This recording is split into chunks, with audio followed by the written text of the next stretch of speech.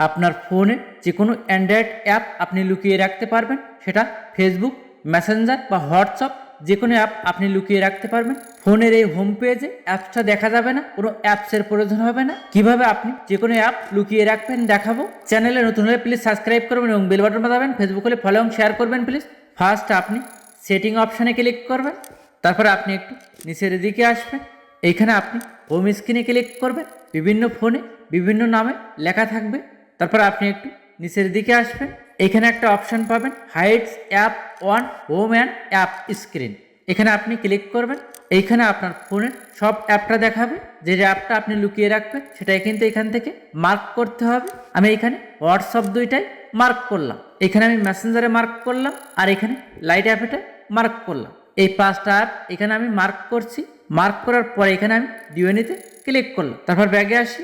এখন আমার এই হোম পেজ লাইট বা মেসেঞ্জার কোনোটাই কিন্তু নাই, হোয়াটসঅ্যাপও নাই। এই অ্যাপসটা আপনি আনহাইড করতে চাইলে কি করবেন, সেমভাবে এখানে সেটিংয়ে ক্লিক করবেন, নিচের দিকে আসবেন। এখানে আপনি হোম স্ক্রিনে ক্লিক করবেন, নিচের দিকে আসবেন। সেমভাবে এখানে হাইড অ্যাপস অন হোমে ক্লিক করবেন। একদম ফার্স্টে হাইড করা অ্যাপগুলো দেখা যাবে। আপনি কি করবেন, এভাবে টাচ করবেন, এভাবে টাচ করবেন। এইভাবে টাচ করার পরে আপনি এখানে নিচে ডিওএনিতে ক্লিক করুন। অ্যাপসগুলো আনহাইড হয়ে গেছে। এখন ব্যাগে আসি। এখন এই ফোনের হোম পেজে অ্যাপসগুলো দেখা যাবে। এখন কিন্তু এখানে অ্যাপসগুলো দেখাচ্ছে।